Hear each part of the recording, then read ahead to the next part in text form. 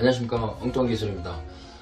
여러분들 산업기술이 산업혁명을 통해서 이 자동화 시대를 거쳐서 현재는 무인 자동화 시대에 달했다라고 생각이 됩니다.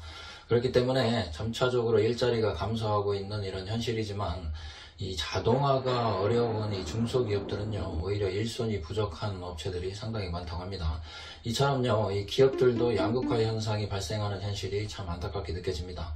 자, 오늘 엉뚱한 이 기자는요, 공장에서 일할 사람이 없다면서 투덜거리면서 혼자서 철판을 자르고 홀 가공을 하고 있다고 합니다. 만나보시죠. 네, 이 기자입니다. 산업설비를 주문제작하는 기업들은요, 자동화가 현실적으로 상당히 어렵습니다. 또 요즘에는 이 청년들을 고용하기가 상당히 어렵죠.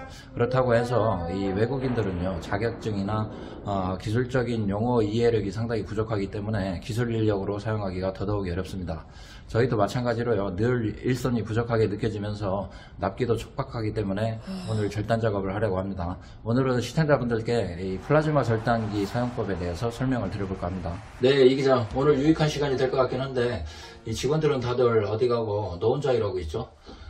일이 너무 어렵고 힘들어서 도망이라도 친 거 아닙니까? 이런 것들이 중소기업 현실이긴 한데 조금 씁쓸해집니다. 네, 저희 직원들은요, 모두 현장 시공이 있어서 출장 중입니다. 그리고 요즘 청년을 구하기 어려운 게 현실입니다. 또 우리 세대처럼 힘든 것을 이겨내고 버텨왔으니까 니들도 한번 해봐라 할 수 없는 게 현실인 것 같습니다. 다만 스스로 도전 의지가 있는 청년들은 아마도 이 중소기업에서 대환영할 것입니다. 그러면요, 먼저 플라즈마 사용법에 대한 결론을 먼저 말씀을 드리면요, 이 사용법은 상당히 쉽습니다. 그렇지만 화재와 안전사고 발생이 있을 수 있으니까 반드시 안전수칙을 준수하고 사용해 주셔야 합니다. 저는 바쁘니까요, 안전수칙은 이사장 네가 설명해 주세요. 네, 알겠습니다. 이 플라즈마 절단은요, 주로 금속 절단할 때 이용이 되고 있고요. 또 산소 절단 방법에 비하면 이 절단면이 상당히 이렇게 고르면서 또 작업 속도도 상당히 빠르다고 말씀드리겠습니다. 또요, 이 LPG 가스를 사용하지 않고 전기와 압축 공기만을 이용하기 때문에 산소 절단에 비하면 위험성이 덜하다는 장점이 있습니다. 그러나 여전히 이 불똥이 상당히 많이 튀고요. 또 이 금속을 태워서 절단하는 방법이기 때문에 분진이 상당히 많이 발생된다고 말씀드리겠습니다. 그렇기 때문에 여러분들 이 화재의 위험성과 또 보안경이나 이 마스크를 반드시 착용하시고 이용하셔야 되겠습니다. 네, 참고적으로 말씀을 드리면 이 금속을 절단할 수 있는 가공기들은 상당히 많습니다. 톱기계나 프레스 절단기, 산소 절단과 플라즈마 절단, 그리고 레이저 가공기 같이 상당히 다양합니다. 이 제품의 외형과 재질, 또 두께, 작업 수량, 이거에 따라서 여러분들이 적절한 방법을 선택하실 수가 있겠습니다. 이 플라즈마 절단은요, 다른 가공기들 사용이 어려운 그런 조건에 있을 때 철이나 스테인리스 재질을 절단하는데 가장 적합하고요. 압축 공기, 즉 이 컴프레셔와 전기만 연결하면 사용할 수 있기 때문에 휴대도 가능합니다. 그리고 산업 현장에서 아주 많이 이용되고 있습니다. 네, 맞습니다. 이 플라즈마는요, 초고온의 전기 상태를 이야기를 하고 있고요. 전기는 전하의 흐름이라고 이해하시면 되겠습니다.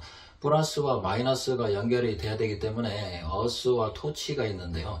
이 두 선이 모재를 사이에 두고 연결을 시키게 되면 전하의 흐름이 생기면서 또 모재에 열이 가해지면서 절단을 할 수 있다고 이해하시면 되겠습니다. 무엇보다도요, 이 플라즈마는 충분한 전기와 압축 공기의 공급이 필요한데요. 여러분들 이 플라즈마의 사양을 반드시 확인하신 다음에 현장에서 충분한 전기를 공급할 수 있도록 전용 차단기를 설치를 하시고 이용하시면 가장 좋다고 말씀드리겠습니다. 이 기자, 그럼요, 이 사용법부터 설명해 주시죠. 화면에 보이시는 게 이제 플라즈마 절단기가 되겠습니다. 전원 공급은 380V고요. 최대 출력 100A까지 올릴 수 있는 플라즈마가 되겠습니다. 저희들은 이 플라즈마를 이용을 해서요, 스테인리스 12T까지 절단을 하고 있습니다. 네, 그리고 플라즈마 뒤쪽에 보시면 에어를 연결할 수 있는 라인이 있는데요. 그쪽에 에어를 연결하시면 되고요. 보이시는 것처럼 이제 에어 레귤레이터가 있고 에어 압력계가 있습니다. 예, 보통적으로 에어를 한 3바 이상만 공급이 되면 쓰시는 데는 문제는 없는데 이 철판이 두꺼울수록 에어 공급량이 충분해야 절단이 잘 되는 것 같습니다. 네, 그리고 모재 쪽, 플러스 쪽이죠. 플러스 쪽이 이제 어스가 있고요. 어스 선 끝에 이제 뭐 클램프 같은 게 달려 있고, 또 이게 이제 토치가 있습니다. 토치 연결선이 있고요. 그리고 이제 토치 끝부분에 스위치가 달려 있는데 그 선들이 이렇게 나와 있는 겁니다. 토치는 뭐 이런 형태로 아마 이렇게 되어 있습니다, 여러분들. 토치 여기에 뒤쪽에 스위치가 있고 이쪽에서 이제 불이 나가는 거죠. 네, 전기가 발생되는 것입니다. 네. 그리고요, 현장에서는 380V를 구하기가 어려울 수가 있겠습니다. 그래서 지금 단상 220V 전용 그 플라즈마 절단기도 많이 나와 있으니까요, 출장이 많으신 분들은 그걸 이용하시면 되겠습니다. 먼저 기기 사용법에 대해서 간략하게 말씀을 드려보겠습니다. 먼저 여기에 있는 이 에어 레귤레이터를 가지고 에어 압력을 세팅하시면 되겠고요. 저희들은 보통 4바 이상으로 세팅을 해서 사용하고 있습니다. 그리고 이 플라즈마 절단기를 구입하시면 기본적으로 압력에 대해서 세팅이 되어 있을 겁니다. 요걸 위로 잡고 빼신 다음에 돌리시면 되는데요. 지금 현재 조금 문제가 있네요. 네. 그리고요, 두 번째로 이 비접촉, 접촉이 있는데요. 파일로트라고 써 있는 경우도 있습니다, 여러분들. 모재가 페인트가 칠해졌을 때 어스가 잘 접촉이 안 되겠죠. 그럴 경우에 이 비접촉으로 놓고 순간적으로 일시적으로 사용하실 수가 있겠는데요. 너무 오랫동안 이 비접촉으로 사용하시게 되면 이 플라즈마 소모품, 그 전기 팁이죠. 팁과 커버 이런 부분이 좀 더 빠르게 소모가 될 수 있습니다. 그렇기 때문에 너무 많이 사용하지는 마시고요. 일시적으로 잠깐 쓰신다고 보시면 되겠습니다. 보통적으로 이 비접촉 무 쪽으로 놓고 쓰시면 되겠습니다. 그 다음에 이제 자동, 수동 스위치가 있는데요. 자동의 개념은 토치에 있는 스위치를 한번 누르면 불이 계속 나갈 수 있고요. 수동은 누르고 있는 동안에만 나가는 겁니다. 네. 즉 이제 연속 작업이 많을 때 자동으로 놓고 선택을 하시면 이제 좀 스위치를 계속 누르고 있지 않아도 계속 불꽃이 나갈 수 있다는 얘기죠. 그렇지만 이제 끄실 때 한 번 더 눌러서 끄셔야 됩니다. 여기에 수동 스위치가 있는데요. 잠깐 쓰실 때는 수동 쪽으로 무죠. 자동 무를 선택하시면 되겠고요. 그 다음에 전류값을 세팅할 수 있는 다이얼이 있고요. 플라즈마 온오프 할 수 있는 스위치가 있겠습니다. 네.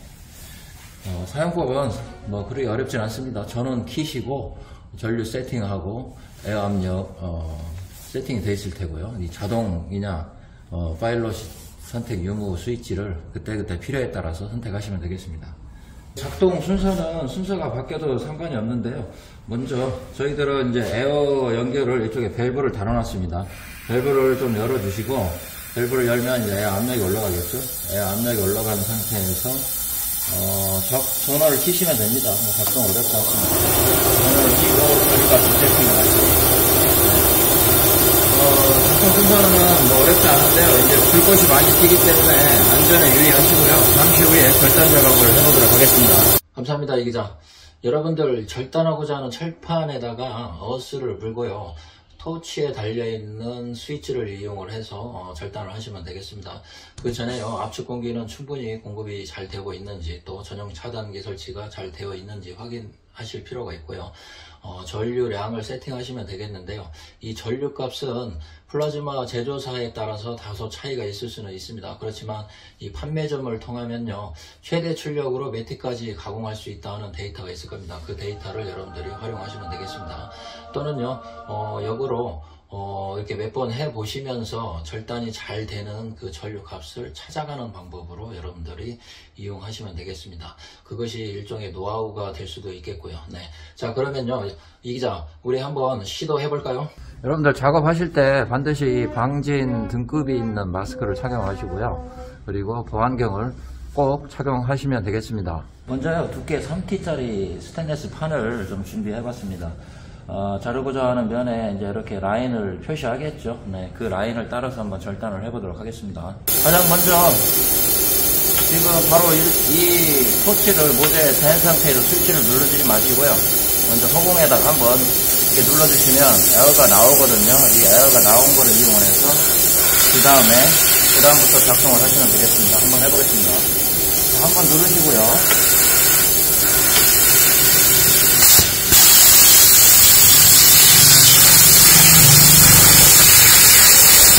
이렇게 작동을 하는 거죠. 이걸 반듯이 하고 싶을 경우는, 보다 반듯하게 자르고 싶을 때는, 반듯하게 자르고 싶을 때는 이런 자 같은 걸 이용을 하시면 좋습니다. 뽕을 한번 누르시고요.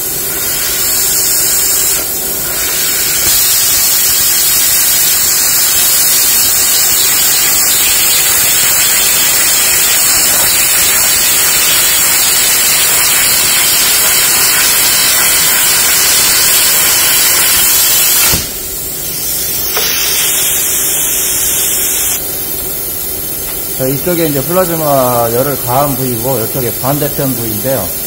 플라즈마 단점이 금속을 녹여서 태우는 방식이기 때문에 반대편에 이렇게 타고 남은 자국들이 우리가 이발이라고 하는데 이런 이발이들이 생길 수는 있겠습니다. 이런 부분들은 그라인더 처리를 하셔야 될 겁니다, 여러분들.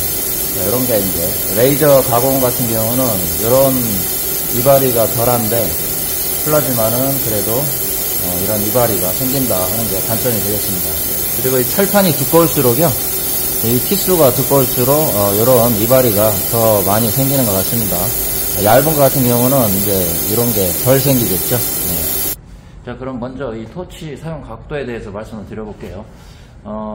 이 모재와 토치 끝이 이렇게 90도로 세워서 쓰시면 안 되고요. 약간 한 5도에서 10도 정도 에어가 빠져나갈 수 있는 공간을 준다는 얘기죠. 그렇게 해야만이 에어가 역으로 튀어서, 불똥이 역으로 튀어서 이 토치 끝에 있는 이 미세한 구멍이 있는데 여기를 막게 되면은 불꽃이 튀질 않습니다. 그리고 이 부분이 이제 소모품이 되겠습니다.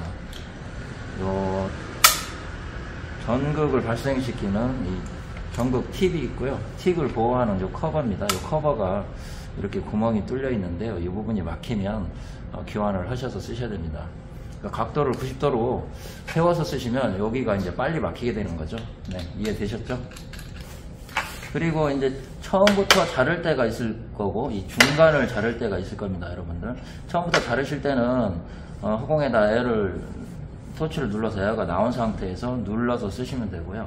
이 중간에서 작업하실 때는 에어를 먼저 뺀 다음에 이쪽에서 구멍을 먼저 한번 내주는 거죠. 구멍을 내준 다음에 그 다음부터 연속 작업으로 하시면 되겠습니다. 이 철판 중앙에다가 작업을 하실 때는 처음부터 누른 상태에서 작업을 하시면 불꽃이 막 사방으로 튀거든요. 그렇기 때문에 먼저 구멍을 한번 내주신 다음에 쭉 연속 작업을 2단계로 작업을 하시면 됩니다. 한번 해보겠습니다. 자, 먼저 허공에다 누르시고, 자, 이쪽 중앙에 구멍을 한번 살짝 내겠습니다. 구멍을 낸 다음에 이렇게 연속 작업을 하셔야 스타트할 때 불꽃이 얼굴로 막 튈 수가 있기 때문에 좀 주의하시고요. 중앙에서 하실 때는 먼저 구멍을 하나 뚫은 다음에 두 번째로 연속 작업으로 절단하시면 된다고 보시면 되겠습니다. 자, 그러면 이번에는요, 이 끝부분부터 자르는 경우, 그 다음에 중앙에서 자르는 경우, 이 두 가지를 연속해서 작업을 해보도록 하겠습니다. 여러분들 차이점을 한번 느껴보시죠. 먼저 끝부분입니다. 네, 끝부분은 바로 작업하셔도 되고요. 중앙에서는 불꽃을 구멍을 내신 다음에 이렇게 해야 안전하게 쓰실 수가 있습니다, 여러분들.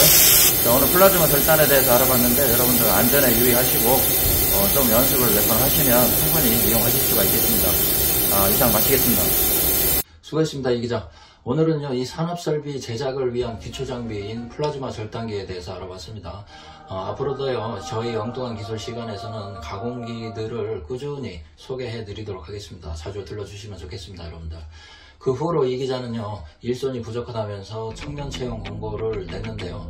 아직도 지원자가 없다고 하네요, 여러분들.